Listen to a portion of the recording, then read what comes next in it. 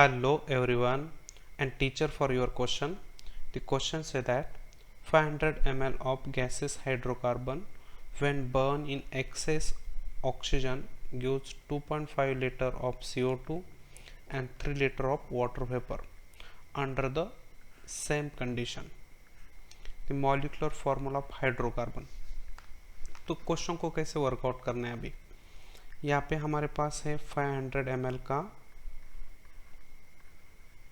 Hydrocarbon gases hydrocarbon है। सबसे पहले कि ये सब गैस है तो यहाँ पे volume as a stoichiometry use कर सकते हैं hydrocarbons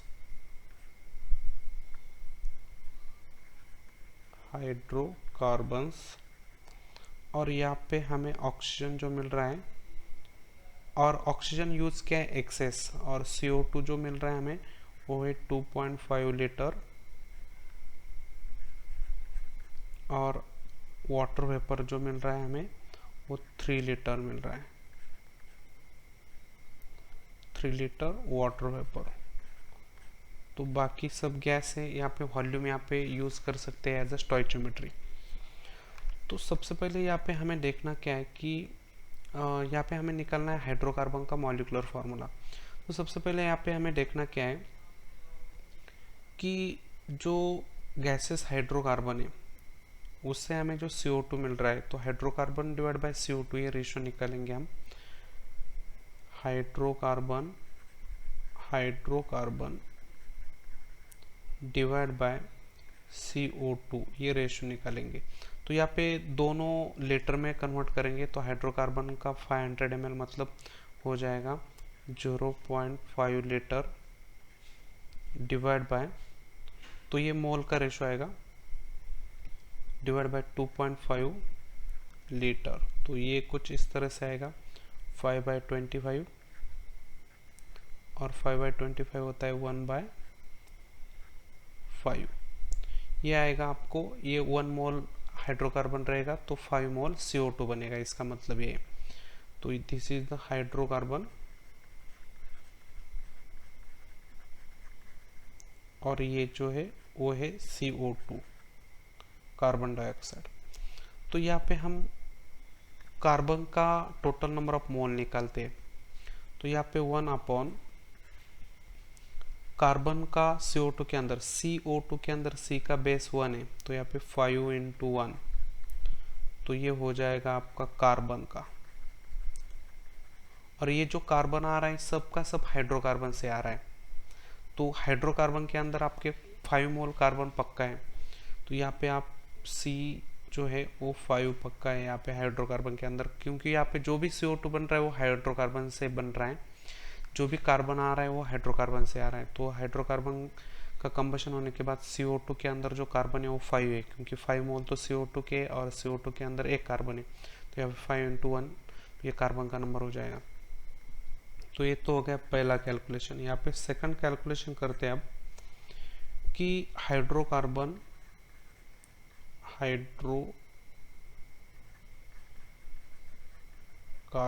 divide by H2O vapour. तो यहाँ पे H2O वेपर है इसलिए यहाँ पे डिवाइड करेंगे क्योंकि दोनों वॉल्यूम ले सकते हैं एज अ स्टोइचियोमेट्री।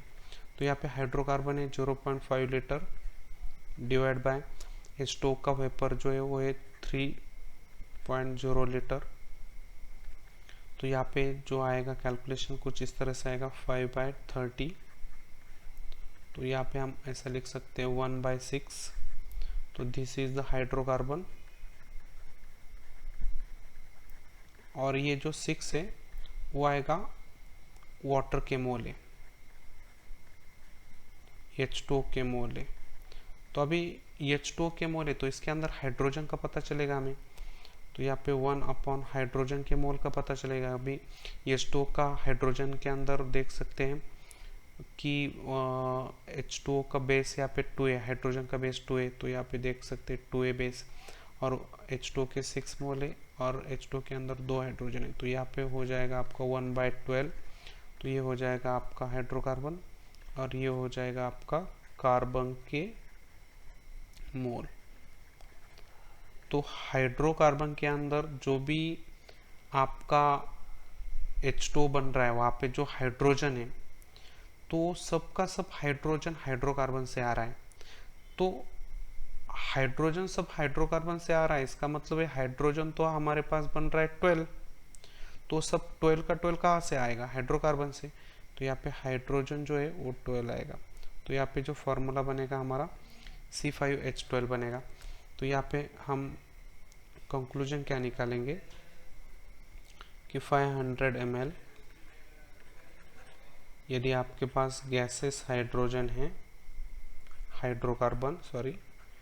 हाइड्रोकार्बन और आपके पास 2.5 लीटर CO2 है और 3 लीटर आपके पास वाटर वेपर है,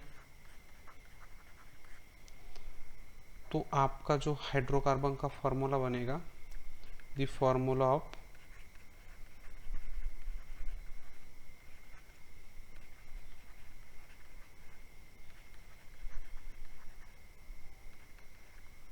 इज C5H12, ये फॉर्मूला बनेगा।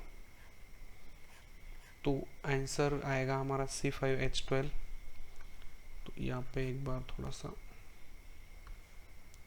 C5H12, तो यहाँ पे जो आंसर आएगा C5H12, तो option number 4 is a correct answer. I hope you understand the explanation. Thank you.